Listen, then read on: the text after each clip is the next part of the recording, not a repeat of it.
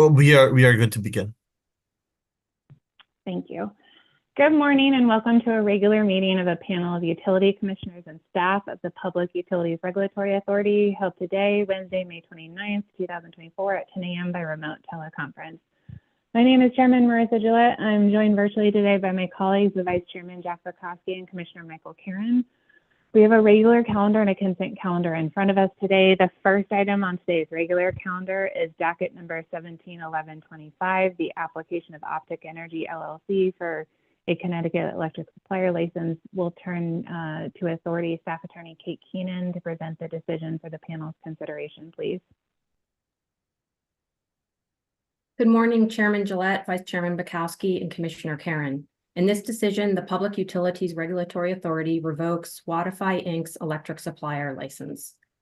On April 22nd, 2024, the authority issued a proposed final decision informing Watify that the company's electric supplier license was subject to revocation due to its failure to maintain financial and managerial capability, failure to comply with the security obligations in Connecticut Agency Regulations, Section 16-245-4, subsection A, failure to notify the authority of the company's dissolution as required by General Statute Section 16-245, subsection I, and violations of law as documented in the Notice of Violation and Civil Penalty issued on December 7th, 2023. In addition, the proposed final decision stated that Watify had a right to a hearing by delivering to the authority a written application for a hearing within 20 days from the date of receipt of the proposed final decision.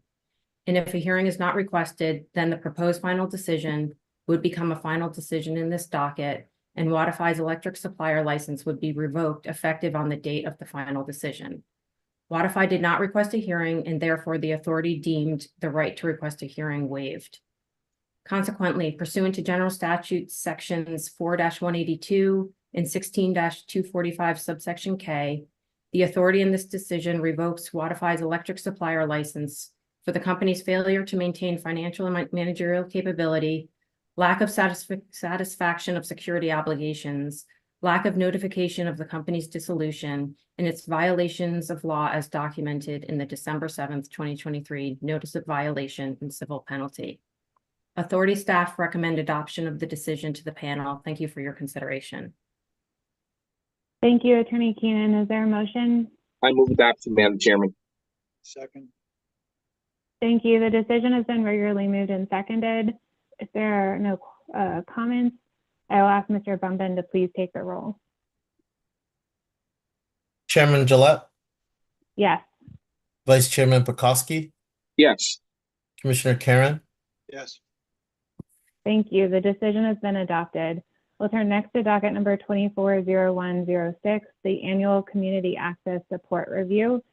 We will turn to Authority Staff Attorney Victoria Church to present the decision for the panel's consideration, please. Good morning.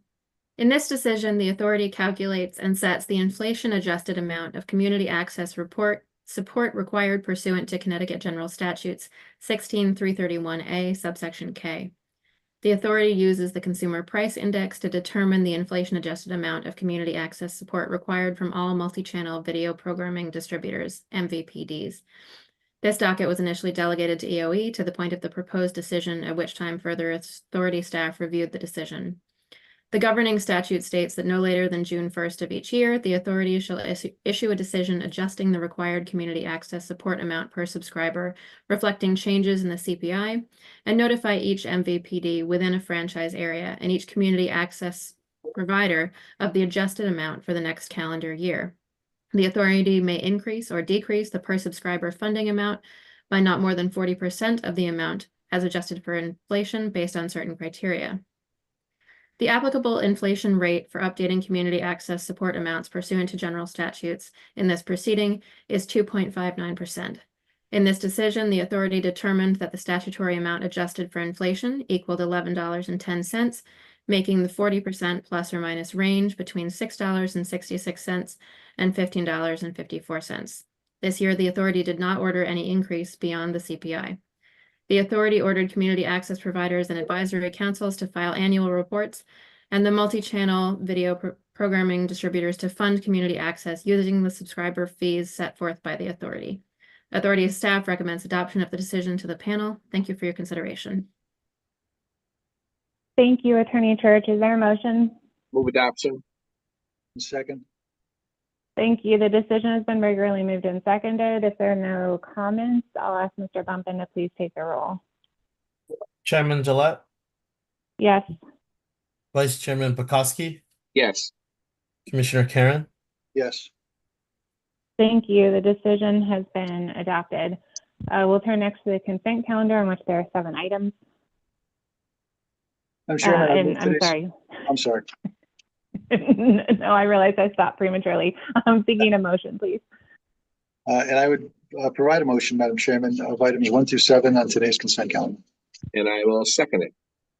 Thank you. Mr. Bumpin, the consent calendar has been regularly moved and seconded. Can you please take the roll? Chairman Gillette, Yes.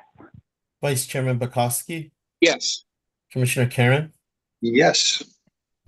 Thank you. The consent calendar has been adopted in full. That brings us to the end of today's regular meeting agenda. We will adjourn. As a reminder, we do not have a regular meeting next Wednesday. Our next regular meeting is going to be on a special day and time, Tuesday, June 11th at 9 a.m., held by remote teleconference. Thank you and have a great day.